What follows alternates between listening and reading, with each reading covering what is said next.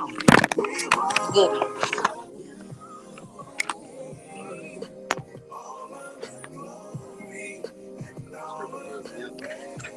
He said scripture. Oh, scripts are good. Yeah, we're good.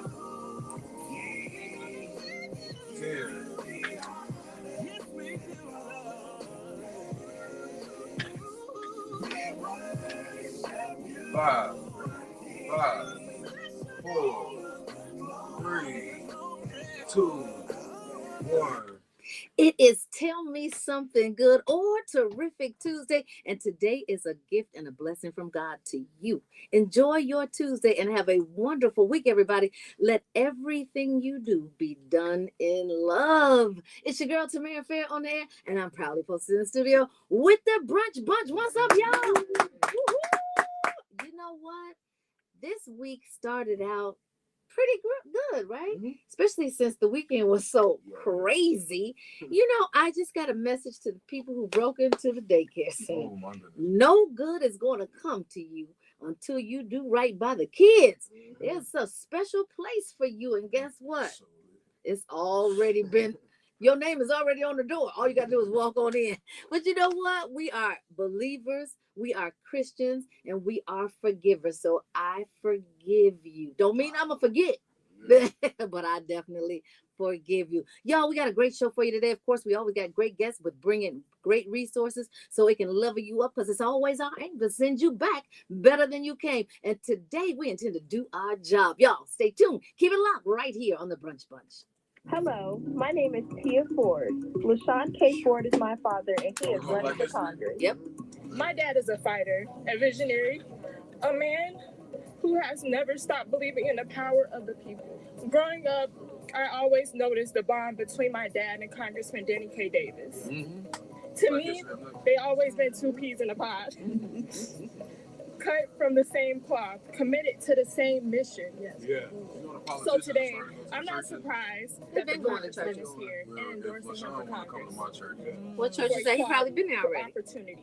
And now, with your support, he is ready to take it even further. It's called St. Mary's. It's on 63rd. We definitely need to be there. He's going to work hard. Your work, please. Your compassion and your courage. You sure he hasn't been there already? I think he has been there. Well, my preacher said that Melissa Conyers has already been there. And they got all of the LaShawn Ford. The Leaders Network has partnered with Great Lakes Credit Union to increase access to financial services and funding for the I was just there this morning. Austin community and surrounding areas. That's why we over there by your church. Network Financial in partnership with What's up, Dr. Corman? DJ Scott P. He's been going to church every Sunday. What's up, Joey? Lower loan rates. No, before September. August. What's the name of it? St. Mary's. Oh, yep, that's exactly where I was today. So we can connect you with a personal banker and help you get started. That's 773. Okay, so here is your question for the day. What's up, Jaguar lovers? So here's your question for today, exclusively for you guys that are on our very 67, exclusively for you guys that are on socials.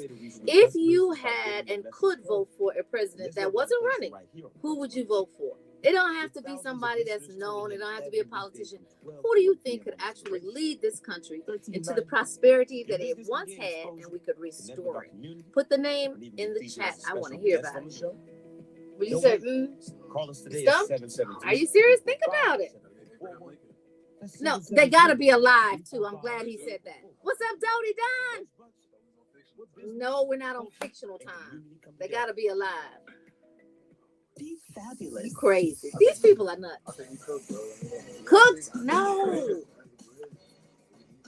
I mean, look at all these qualified candidates. It could be Kamala Harris. It could be Stacey Abrams. It could be anybody that you respect. Yeah, but you gotta pick a person that knows the game and knows how to win the game, more importantly. Not necessarily. You just got to get creative to play. You don't have to necessarily be dirty. You just got to be creative. Okay, guys, the question, and you know, my millennials and Gen Zers always got something to say. Someone, you got to be dirty to play the game, and it's not the person, it's who you playing with, blah blah blah. There's a person that you could vote for to take over the presidency. Who would it be? They must be alive. It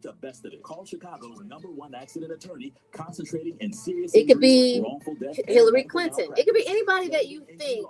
And is the president, I mean, is the United States ready for a woman president? Call us at 773-7898-LAW or contact us online at windycityinjury.com. It doesn't have to be. I'm just saying, who would you pick? For you.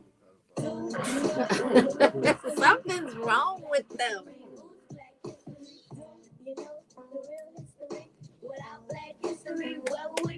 March is Women's History Month, and today we celebrate Gwendolyn Brooks, a Chicago poet laureate in 1950, made history as the first Black person and the first Black woman to win the Pulitzer Prize, earning the honor for her poetry collection, Annie Allen. Through her powerful writing, Brooks captured the beauty, struggle, and everyday realities of Black urban life in America. Thank you for your contribution, Gwendolyn Brooks. And of course, Chicago has honored her by naming a high school after her. And it is, in fact, one of the premier high schools here in the city. Thank you for your contribution. That's today's facts in women's history. Keep it locked. It's the Brunch Bunch. All right, y'all. Kamala Harris. Okay, Barry. I thought that was a good. I think that's a good one. I thought she would have been a really good president. She was very qualified, seasoned, fair, and knows the struggles of people that are not. That are and are not of color. So I thought that was a great blend and a mix that we could have really benefited from. Would you text LaShawn and tell him about that and see if he's calling? All right, who else? I agree with you, Arbery. Kamala Harris. Not only that, she seemed accessible. Like, Barack was pretty accessible, you know? You could see him on every day. Like, I don't think I would see Bush on the streets or Clinton on the streets, but I saw Barack on the streets. What you scratching your head for? Because you like the president we have. No, I don't think it matters who the president is, man. Like, it definitely matters. It's just like your mouthpiece has got to. Just think if you were in a court of law, your attorney's mouthpiece is what is going to be the difference between you getting acquitted or convicted, right? The president ain't the one making the decisions no more. It sounds like another country is. You feel me? I don't know, because Donald Trump, he went to war with it. Yeah, but what does this war benefit Israel? It's not even the same Trump no more, though. That's what I'm saying, bro. Like, this ain't MAGA Trump no more. And whoever you put in that. So, are you saying that Trump is a clone like Gucci Mane? Not a clone, no. But he's a puppet. He's a puppet, so he took the money. Okay, I want you all to focus on the question, okay? Okay. But whoever's in the just focus on the question. They're getting the money. You don't have to. You don't have to. Okay, or you end up like the president of Venezuela. You end up like all the politicians in Mexico. That's how that ends, bro. You either sail out or showtime, bro. Get down or lay down, bro. So it doesn't matter who on the position. You're going to get down anyway. He laid down, fam. It's get down or lay down. Laid down, fam. Are you all hearing this? Just put your thumbs up if you're hearing this. First of all, I understand that my hair is a little bit disheveled, right? But I've been up since this morning campaigning, and I feel exhilarated. I feel like I'm actually in the process of doing something great. I really don't want to see him over there because I know. Hey, Cecil Joe. Oh, Cecil Jones. Thank you so much for joining us today. Hey, I'm waving to you. Okay, for those of you who just joined, if you, 40 seconds? Yep. If you could actually vote for a president that's alive, they don't have to be in politics, it's just somebody that you trust and you think that they would be a good leader of the country, of the United States. I want to, who? Kevin Hart? Kevin Hart. The Rock? Okay. Kevin Hart, president and vice president. crazy. You got 10 seconds, yo. Y'all are nuts. That'd be a great movie. That would be a really good movie. I think they did it already, and I think that that's We're going there. the president. We're in the raw with Tamara Fair on the Brunch Bunch. Seems like pastors are crossing over. No, I do not mean cross-dressing. A pastor was seen shoving an elderly woman down the church steps on camera, speaks out. So a troubling incident at a California church has sparked national attention after surveillance footage showed the pastor allegedly pushing an elderly church member down a set of concrete steps. Well, the story centers on Pastor Lorenz Roseman of Beulah Land Missionary Baptist Church in Gardenia, California, and an altercation involving a longtime church elder, Elsie McTaw, that occurred on October 7th, 2025. According to reports, the incident happened outside of the church when a confrontation between the two escalated, and surveillance footage shared online by community activist Najee Ali appears to show the pastor forcefully pushing McTaw down a short flight of cement steps and through a metal gate. Well, the fall left the elderly woman injured with multiple broken bones, including a fractured wrist and broken toes. McTaw later said the experience deeply affected her, explaining that she was hurt not only physically, but of course emotionally, because the alleged actions came from someone that she trusted within the church community. Well, following the incident, Pastor Roseman was arrested the same day and later charged with assault by means of force likely to produce great bodily injury, which is considered a felony under California law. So prosecutors described the alleged act as involving significant violence and cruelty. Roseman was released on his own recognizance and had pleaded not guilty to the charge. Now, remind you, I aforementioned that it was on tape, with the court hearing scheduled to determine the next steps in the case. Well, the video quickly spread across social media, triggering outrage from members of the congregation and the community activists who demanded accountability. Some church members and local advocates have called for Roseman to step down from his position as pastor, arguing that the behavior is incompatible with the responsibilities of a religious leader. Demonstrations and public statements from community leaders have emphasized that violence against elderly church members should not and will not be tolerated. Roseman has publicly addressed the situation, offering his version of events. In statements to local media, he claimed the confrontation was a part of a larger internal dispute within the church. He alleged that certain church members who had been removed from leadership roles were attempting to undermine him and had turned to legal action and public criticism as retaliation. Well, Roseman has maintained his innocence and expressed confidence in the legal process that will ultimately clear his name. Despite the charges, Roseman has continued to preach at the church, a fact that has further divided the congregation. And some parishioners support him and believe the situation is much more complex than the video suggests, while others argue that the incident has damaged trust, credibility within the church community. But the case now moves forward in the courts, where prosecutors will determine whether the evidence, including the surveillance footage, is sufficient to pursue a felony assault charge. Meanwhile, McTaw is still nursing her broken toes and her multiple broken bones. Now, this, of course, happened in October 25, but this case is escalating along the continuum, right? And so all I can say is that a lot of people that listen to us, and even the people that don't listen to us, still go to church. You don't want to get down with your pastor, like literally. They are not taking it anymore.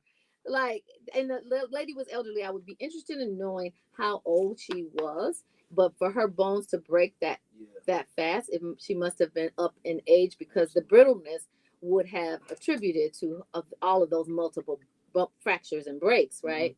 However, I think that the critics may have a point, because when you are a person of any type of stature, the public holds you to a higher standard, right? And so, particularly a pastor who's supposed to be representing the peace of the Lord. And the Bible says in several places, be slow to anger. And I don't know if he accidentally pushed her, but it sounds intentional.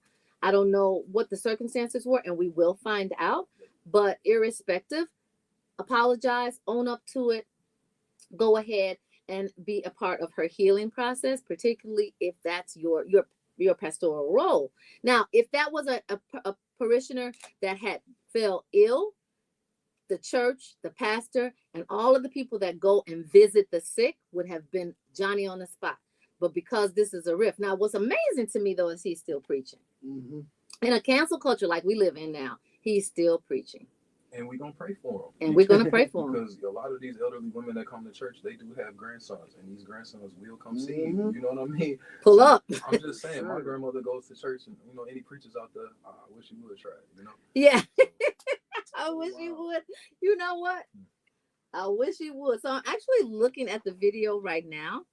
Oh, and she took a big tumble down. It wasn't just no little fall. He threw her clean out the gate. Out the door. Yes. So for those of you who are interested in this video footage, we will post it on our socials, or you can look it up on your own socials. But it does look like he was fed up and she got thrown out. Doesn't look good. No.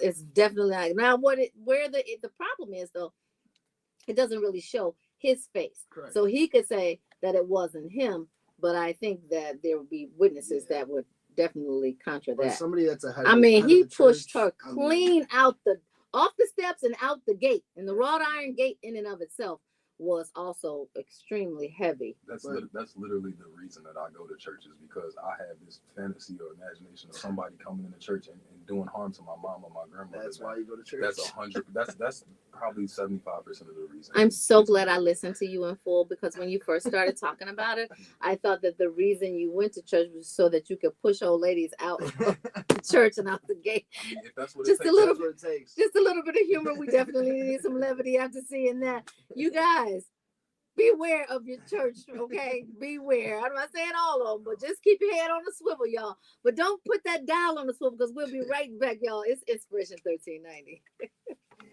75%. Oh, bro, I be like, that's why you go to church. And then I start thinking all the crackheads. What's up, my baby? Hey, Tony Bear, you got something coming up. My sweetheart, the hood floors. What's happening? Sean, it's hey, Christy Love. I'm gonna hit you before you. She own it, she biz. You got something coming up too. Long time no hear from Christy. B, I love you. Oh, I got a new way.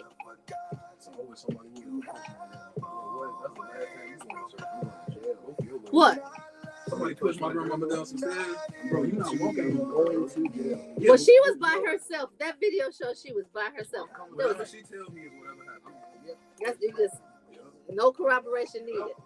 If I go to jail, Just on sight, you gonna go bust a pastor in his face. Put my grandma, my mama, and yeah, I will. 100%. No questions asked. I love it. I love a gangster. They better bail me out. With a Bible. Bail you out anyway, bro. Yeah, for real. It could be your fault. How long is that? We got 2 minutes and 25. Okay. The whole time she bailing me out and saying it's not my fault. And even if she knows, she gonna make fault. sure your book's all right and everything. Yeah. Bro. Like, you gonna be all right.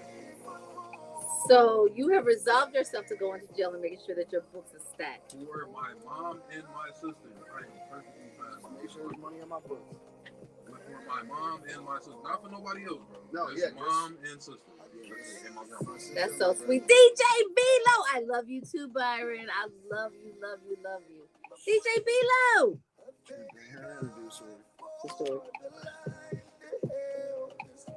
We got 2 more minutes. Matt, just play 1 minute so we can actually get to what's going on. You want to what's going on? Oh, I'll go.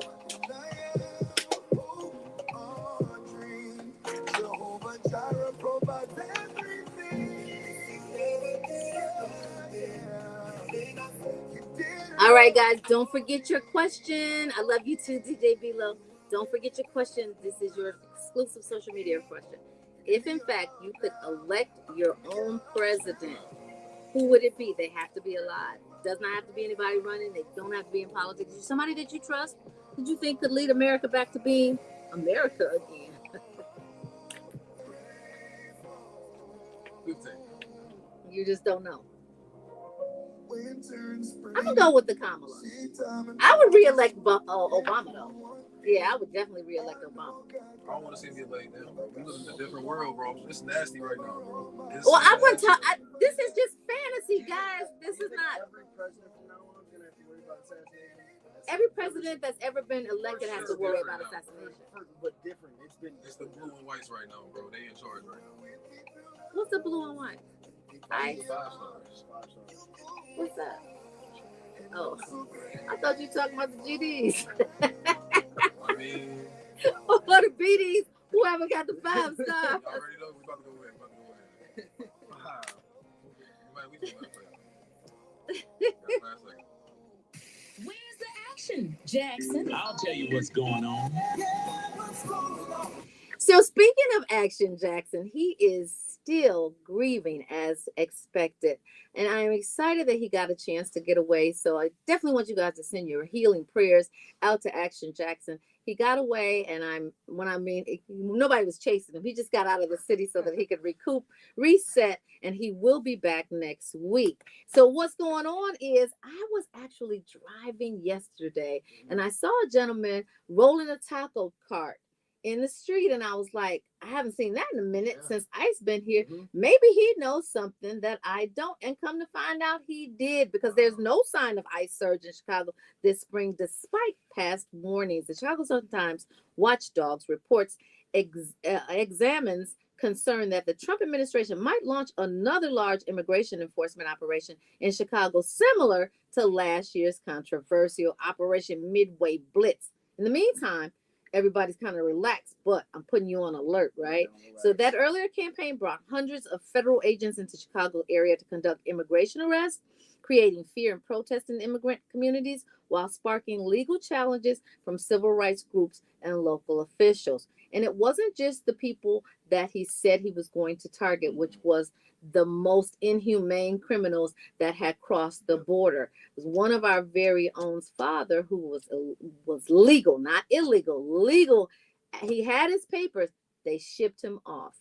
Yeah, it was really heinous because they waited for him.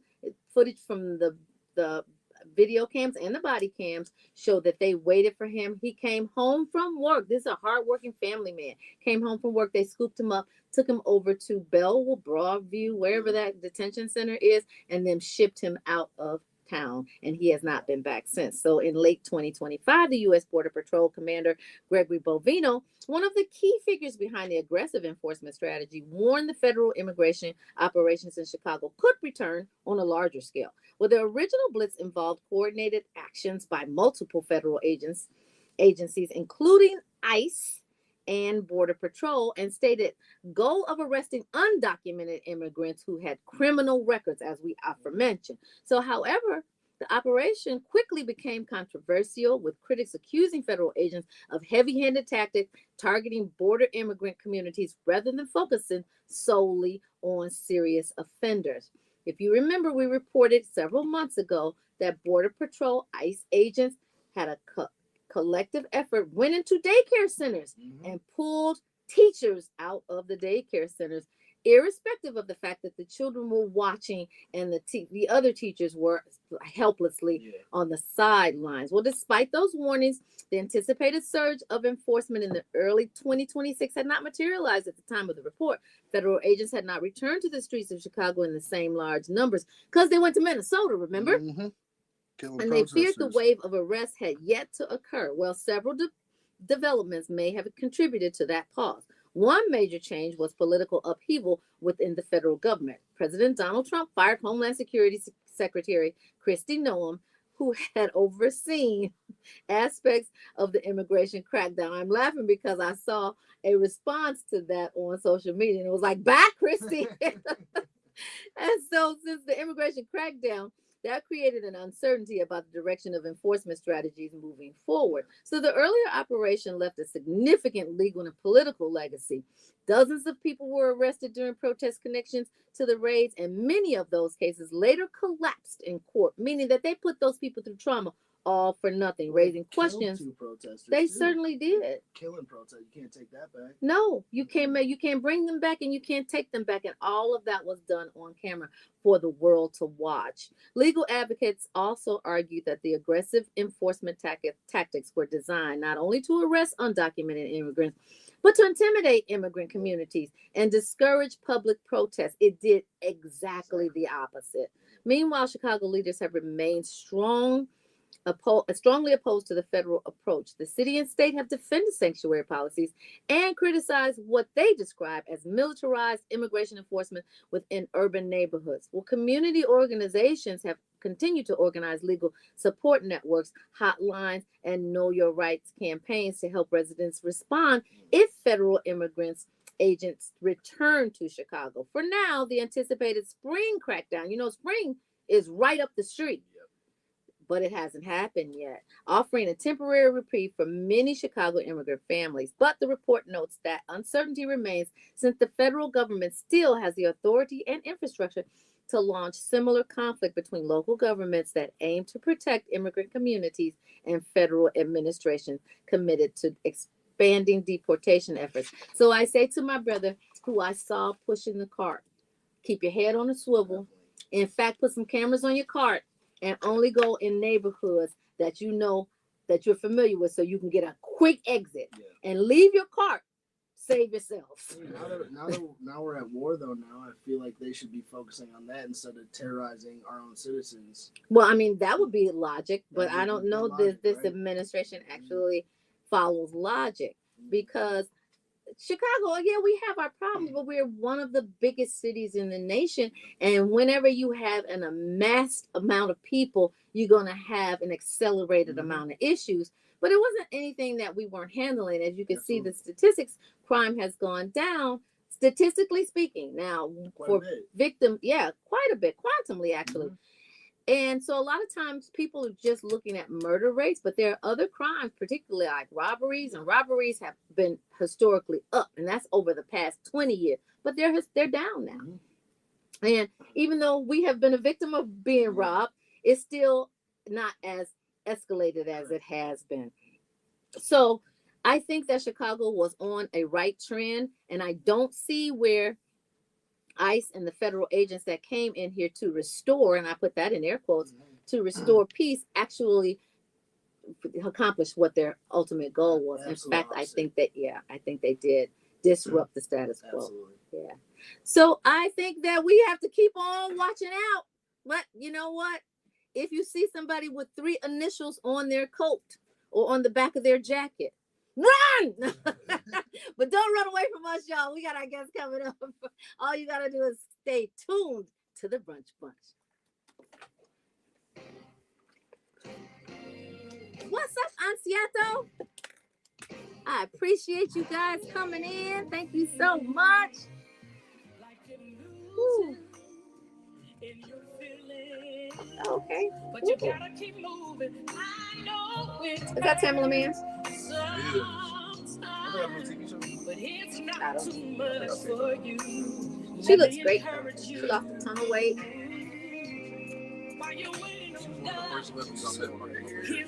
Hi, how are you? I am awesome, thank you. Good to meet you.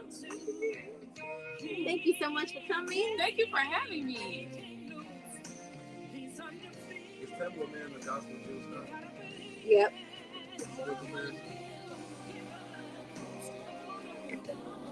Thank you.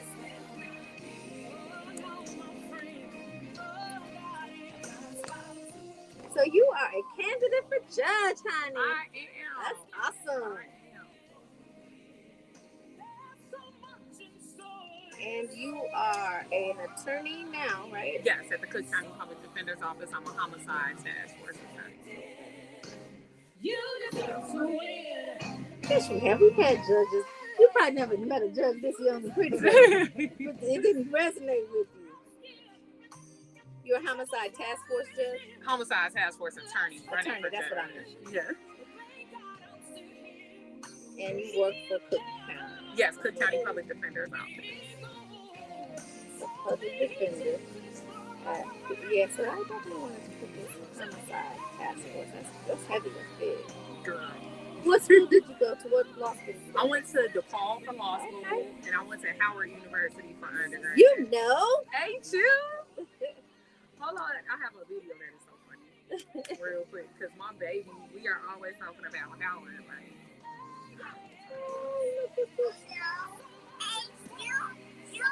I love it. Let me see that again. Yes, I'm like,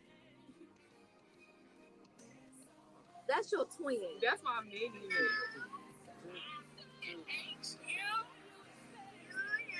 Ah. Have you taken him to Howard? Yes, we're going to homecoming this year. Oh, that's awesome. Yeah, I said if he want me to pay for it, that's what he's going. I said that to my daughter. You can go to any school in the country, but my money's going to Fisk. Exactly. You go wherever you want to go, but if you want me to pay for it. Exactly. Do whatever you want to do. Okay, let's fade this.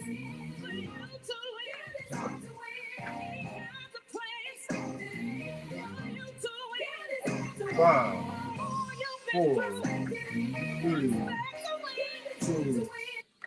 You're rocking with the Brunch Bunch right here on Inspiration 1390. It's your girl Tamara Fair, and I'm proudly posted in the studio with the Brunch Bunch. What's up, y'all? It is my honor and pleasure to introduce this young lady who is our next guest. She's a Howard University graduate from undergrad and a DePaul Law School graduate. She is currently an attorney at Homicide Task Force attorney, of course. That's pretty big, y'all. She's a public defender, a community advocate, and she's running for judge in the First Judicial Sub-Circuit of Cook County with years of experience representing individuals in the courtroom and working diligently with communities impacted by the justice system. Ashley is running to help ensure the courts reflect fairness, dignity, and accountability. She's here today to talk about her campaign and why this upcoming election matters so much. Let's give a big Brunch Bunch welcome to Ashley Bridge-Chambly. Thank you for having me. Let me tell you something. You made my day when you showed me your son saying, "H-U, you know."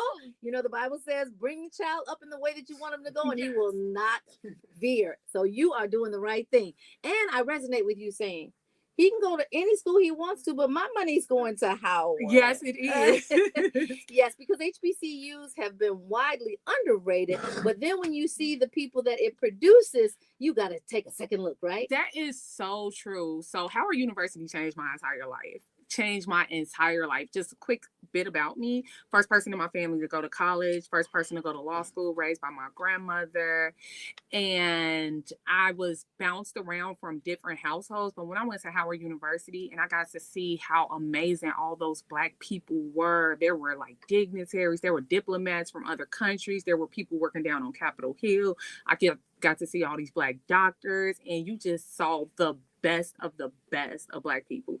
And when you go to Howard University, it's a family. Like Bison love Bison. Like you meet someone else who went to Howard, it's like automatically I got you. I don't care what you need. I have you. I love you. What do you need from me? Let's make it happen. This is so amazing. There is no other love like Howard University, but I think it must be like that for other HBCUs too. So I wholeheartedly say go to an HBCU, but if you can, go to Howard University. Well, I would beg to differ just a little bit because I'm a Fisk guy, but I do respect Howard and I do respect the camaraderie. But any HBCU is going to do that same thing, give you a different view of Black life, Huxtable Black life. Yes. And I really wanted to go there because I grew up watching A Different World. Right? I feel like we all watched A Different World. And then I went on a college tour and I saw Howard. And I'm like, this must be where Hillman is. This must be the actual Hillman. And that's what I felt like. It felt like when I went to Howard, like I was at Hillman College. And then actually it did give you a different world, right? It did. And so what you're doing in the world is super important. And we need representation that is going to be for all of the tenets and pillars that you stand for. That's going to be fair, equitable, and just. Because a judge is probably who you'll see before you see a president or a state representative or a congressman.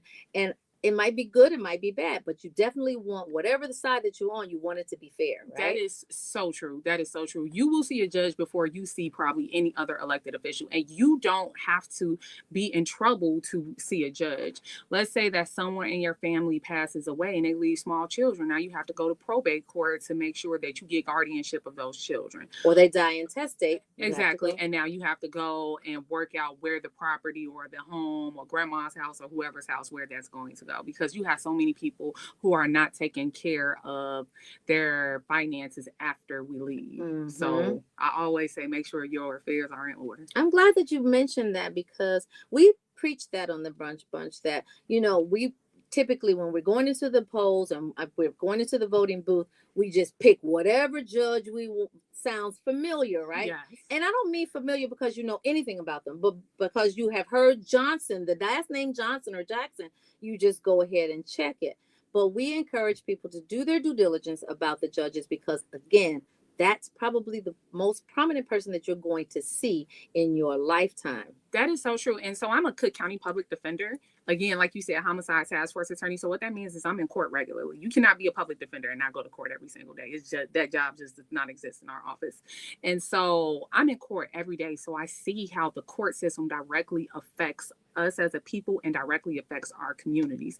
And I see how the level of knowledge the judge has, or the compassion that he or she has for my clients, how that is going to, one, change my client's life, change my client's entire family's life, and then when whatever sentence or whatever outcome happens to my client, how he or she goes back to the community and how that affects the entire community. Mm-hmm. So we have to have people who care about our communities and who have the legal knowledge that are able to do these. And I want to mention I've been found qualified and recommended to be a judge by all of the evaluating bar organizations. This is amazing. Yes. And if it means anything, you got my vote. Oh, thank you. It means a lot. Yes. It means a whole lot. Well, you know what? You said that Howard changed your life. It changed the trajectory of your life. Now, you've been a public defender for a while. Is there any case that stands out? You don't have to mention, of course, any names, but is there any case that stands out that has changed your professional life, that said, you know what?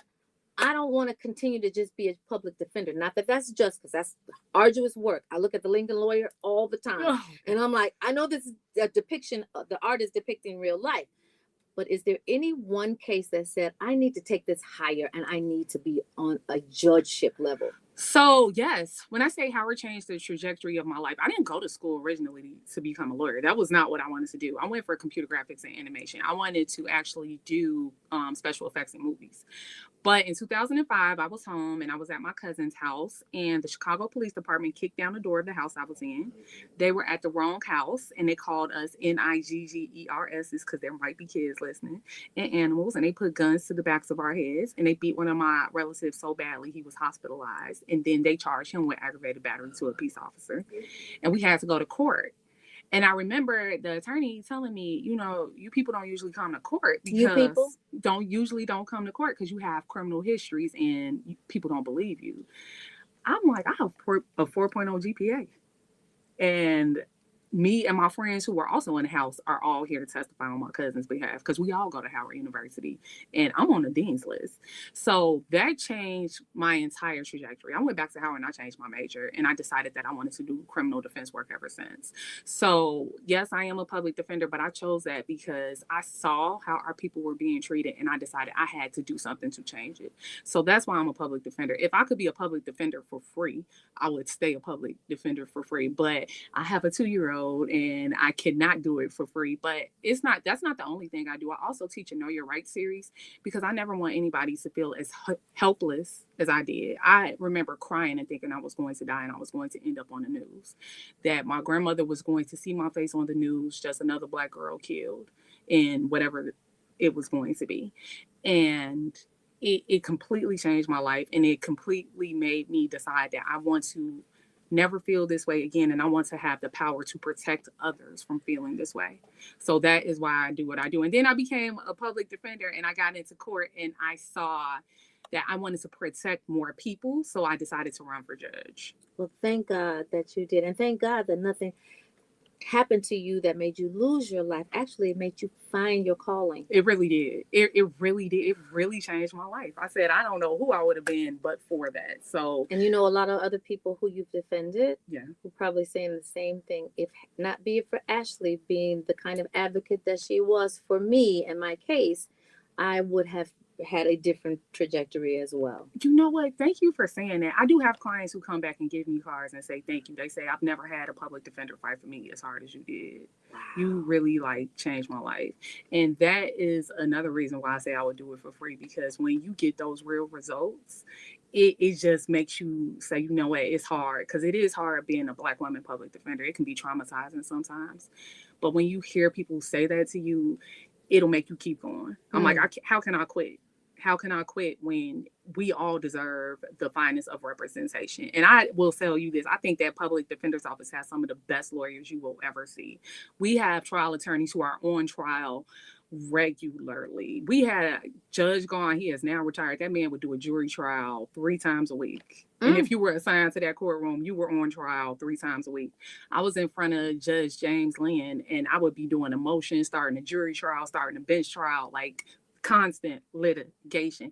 And it wasn't simple litigation. It was attempt murders. It was armed robberies. It was aggravated vehicular hijackings. The biggest. Yes, it was murders. Yes. It was the most complex of litigation. Wow. So with the Illinois primary election coming up next week, actually, yes, what do you want voters to understand about what's at stake in this race? Now, you've already given us a background about how you personally are vested in being one of the lauded, most fair, most compassionate attorneys and judges. But what do you want to tell the voters? Because a lot of them are listening now. So please just vote. That is the first thing. I've been out at the polls every day since Monday the 2nd, and it's not a big turnout. I'm out there from 9 to 6, making sure voters get to meet me, because they say they never know who the judges are. But that's smart. Right? But the senators are on the ballot, and we see how important that is right now. So look up people before you go vote. Don't just pick them because you think they're Black. All skin folk are not kin folk. I have learned that throughout my process. Actually look at what people have done. If you're going to be voting for judges, Injustice Watch is a really good place to look. They have all of our ratings, and they tell you, and what that means is that an attorney from the different bar organizations or an investigator went and they spoke to lawyers that I've tried cases with, against, and judges I've appeared before. And they do that for other lawyers. So look at that. Look up the type of work that that person has done. And remember that judges, what they do is they preside over trials. They listen to evidence and they issue rulings. So that's what I say. Look us up. Look everybody up. Don't just do it based off word of mouth. Make sure you look us up and determine. And so you gave us a really good resource, Justice Watch. Is that Injustice Watch? Injustice Watch. Yes, INJUSTIC.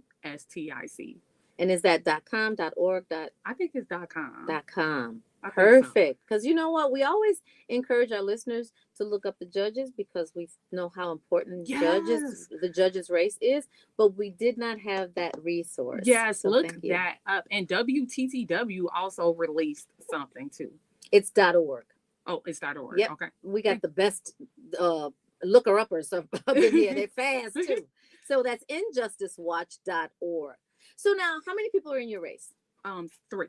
Oh, just 3. Yes. Because when I tell you that this is the most saturated election cycle that I have seen, like every race has between 5 and 15 people in it. I know, especially for the U.S. House of Representatives. And I've been going to the forums too and trying to pay attention to all of the people. It's been crazy. And there have been some really good candidates. So I've been having to sit and look and Google and see who I'm going to vote for. Yes. Right. Like really listen, try to talk to them afterwards. And then not only listen, but go actually look and see if they did what they said they did.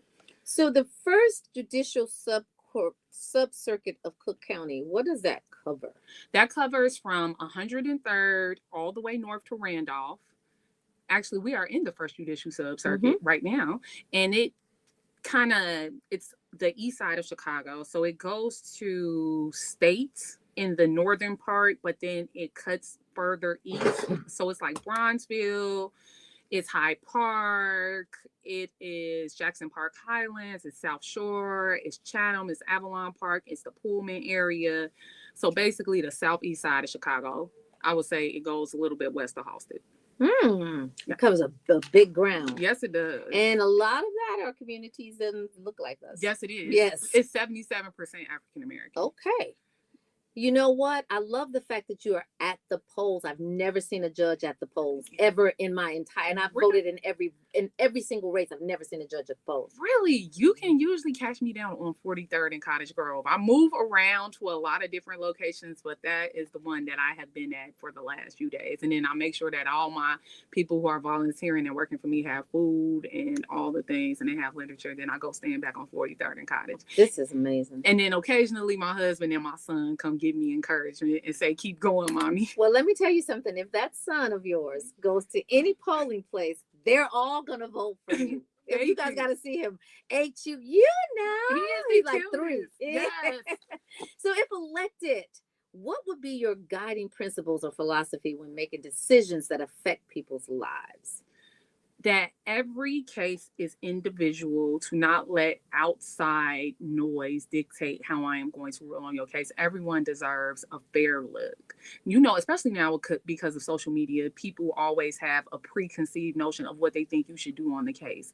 But even as a Cook County public defender, one thing I tell people is you cannot just look at it for what they're saying it is. There's always some background to it. There's always a text message you didn't see. There's always something that happened 2 or 3 days before they got to this point. There's always a reason. The majority of my clients, and they're 14, 15 years old, and it all started because I'm a homicide attorney.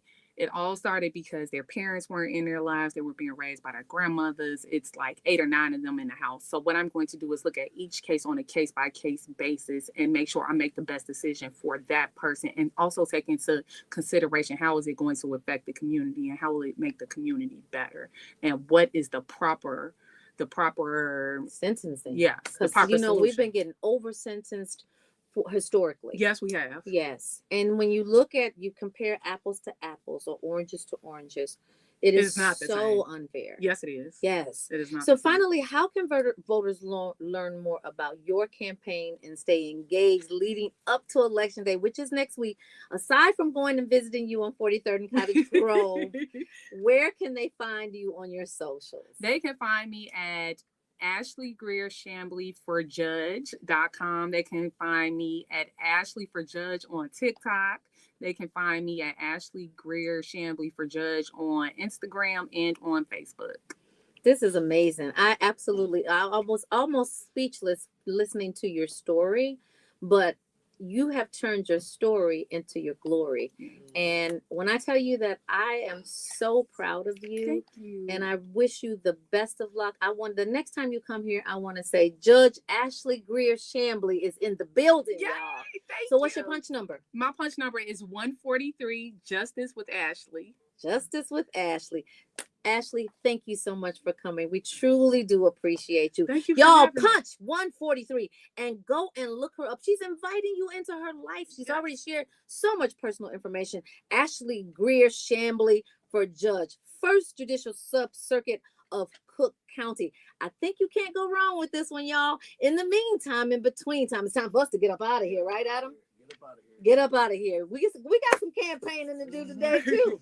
Yes, we do, y'all. We always want to encourage you to keep Love 24 alive. Tell someone that you don't know, perfect stranger, that you love them. Show someone that you do know how much you love them. Lead with love. Land on love. Adam, I love you. I love you, Tammy. Believers, we love you. Baby M&M, we love you too. Y'all, go out and vote.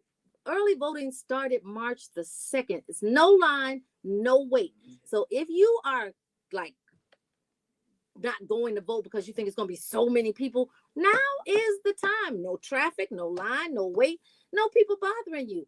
And go visit Ashley over there at 43rd and Cottage Grove. In the meantime, stay optimistic. Sorry. It's okay. We were about to go in there. What's up, Agent Star? Haven't talked to you in so long. Ran 11385. Did you guys see how amazing this young lady is? Did you see how beautiful she is? And she ain't just beauty, she brain tiny. She tried, tested, trial tested. Yes, So she's been in plenty of trials. Yes, I have. You guys go. Punch 143. Ashley Greer Shambly for Judge. In the meantime, we'll see you tomorrow. Peace. The views and opinions expressed